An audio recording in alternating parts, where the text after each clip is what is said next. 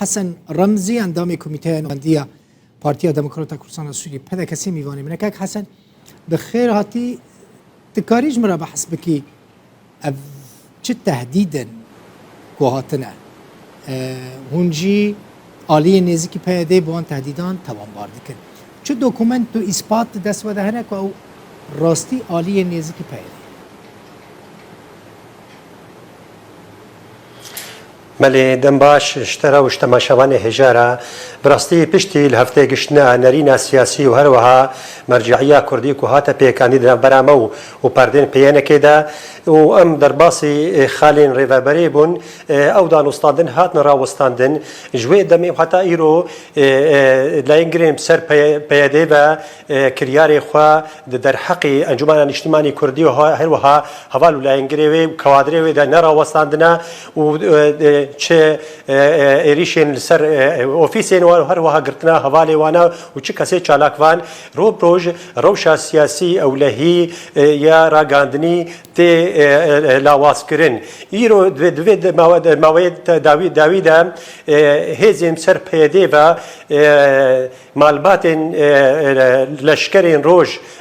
و خوندی هزی خوین یانجیر بارگی خوین اولهی کرنا و جوارا گوتنا دوی هون زاروکی خوا جناف رفن پیشمرگی روج هون وادرخن لی و هکانو وینا نکن اما چه سرداری به داعش ردکر اما وی سرداری اما برجی بکن افکریه وها ایرو لدبن برجواندی ملت مدنه از خازم فيه هنا كي تفصيل شمرا بيجي كينا ينكو دعوات كرنا الكو دعوات كرنا چند مالبات دعوات كرنا يعني هنا كي فاكي باشتنا بله الباجار دربسيوار وحال الباجار قامشتو عشان يصير بسر بيادي وأونا دعوت كرنا وجوارات قفل وأخوارنا قوتنا دفي هون وكو مال بعد دفي هون زاروكي خوش جناف رفي بيش مرقي روج هون فكشينن اللي هكا وفينا نكن أمي سردارية برا بكن شاو مسرداري داعش ردكر وكو داخويانيا ما هاتي دياكرن وكذي نفسته راجعاندني دا أفكر ياري وها إيرود دروشاكو إيرو كوداني ملتي كرتيرا درباس بي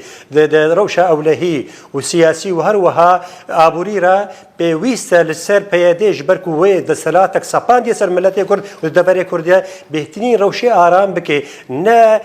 سقامگيري وآرامية تيك ببي وملت بكي حتى رايدكي بفكر چاوكو ريجير وبدي سفا بش سينورا بكفي إيرو روش يا بويست أوا شتفقرا سياسي كردي أو دانوستانده نافبرا انجمن اجتماعی کردی و پیانه که دا اولی اکتیف کرن و لسروی اساسی ام در باس من گفتگو لمخابن تفلی او بلگه گارانتیا که هاتی امذکرن یا جهلاتی گشتن سردسته فرمانده قصد و هروها بلوزی امریکی مخابن ایرو روج او بن پیدکن تبی ما وکو انجمن اجتماعی کردی گارانتور دنافبرا ودهانه مثلا امریکی هنه مظلوم کوبانی هیا فرماندار گشتی حسده او گارانتورین دیالوگا و پیادینه اف وقت هند بیجن اف بن پیکرن و نحقیین کل واد بن هنجا امریکیان و جا مظلوم کوبانی را دبیجن اگر هند بیجن دا هنچی جوان دخوازن و برسه وان تشتی که هند بیجن را چیه بێگومان چی کریارێک و تێنەکردن چ انتهاکاتێک و تێنەکردن دەرحەقێ ملەتێ کورد بشێوەکی گشتی ئەلیە چ لای بێ و بە تایبەت دەبێت و ئیرۆ بنسەها پەیەدێدا وەک خۆ پێشەندانە و هاتیکردن و ئێریشێن هاتیکردن پێشیا چاوێ ئاشایی سێ بسەر پەیەدێ و شەوتاندنە ئۆفیسێمە و سوکاتیە بە ئالا کوردستانێ سەر ئۆفیسێ پارتیم سەر ئەنجومەن نیشتیمانی کوردی و شەوتان وانا افهموش ببلغا مرادستي بليوزي امريكي وهروها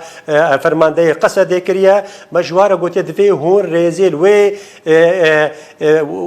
بلغا و كريا غارانتي دبرامو بيان نو ريزيل بگرن هون سينورا كجبا كرياري هارا دين داكو زمينك وريساس كرن ام كاربن درباس من دانوستاندنا چه كرياري تينا كرن در حق ملت كرد يا هروها در حق انجمن الاجتماعي وهفال ولا انجري ودا هروها كسين چالاك فانو ويكو كادراغاني دتكن كو ايروا قفو قفال وادخن ودبي جواره دبيجن هاكر وندف جوا كرياري خو كاري خباطه خو نبردن امي و بنشابكن يعني ببكوجن قالك تعدي اف كرياري هنا ببلغا امرادستي واناتك باشا وان روجان من حسكر هالوستا انا كسي بزانم وان روجانا تهديدين جديج آلية تركيا وتين سر روج أواي كردستاني نزانم هالوستا ووكا انجمنا كردي چي بله اما وكو انجمنان اجتماعي كردي املكي لك ملت خونا چه لاينه هرمي بن يعني هندري بن يكو ايرو بن بكرنيت كون قفو تهديد الملت مدخن هل ما زلاله امريكا لك ملت خد سكنن و الجومان مدا ودا خويانيك علي انجمان الاجتماعي وهبه در حق كرياري كو ايرو تنكرن جل عفرين بو جل بغريس بي وهروها ل سريكانيه چه دانوستاندن متنكرن جحمي لا ينافا لانني في دولتي ولا هرمي يكش خالي سركك والمسر دراوستن اف كرياري كوتينا كرن لعفرين وسريكاني والجريس بي امدنا ديا كرن وشو هرني دي ديموغرافي جبركو اتفدجي دفرين كردينا وكو حاله نتوي واجتماعي ام خطبين باندي فان دفرا وملكيلك عملتي خنا ام الوستا مدياره تشيلاين بين ام الوستا خزلال بكنو ام دجي واكريارا وبن بيكرات ام دراوستن وام ناپجرین و قبول نکن چلایی وکو ملت ما بکه بنقفو تهدیدات. گلک سپاس حسن رمزی اندام کمیته نوندی پدکسش قامشونی